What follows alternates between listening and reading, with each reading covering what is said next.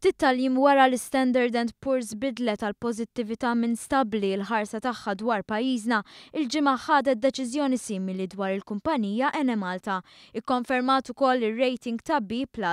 Fost oħrajn din id-deċiżjoni hija mnebħa mill-pożizzjoni mtejba tal-pajjiż u anke għax il-kumpanija għandha l-appoġġ tal-Gvern bħala l-operatur ewlieni f'pajjiżna.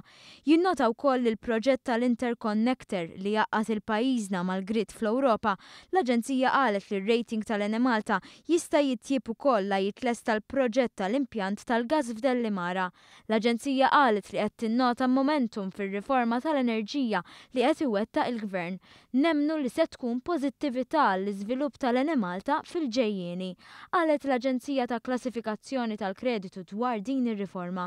Ir-rapport intlaqa mill-Ministeru tal-Enerġija li fi stqarrija elenka l-proġetti ewlenin tiegħu li waslu għal din il-bidla. Bidla f'kumpanija li f'amministrazzjoni preċedenti kienet mifnija bid-dejn u diffikultajiet.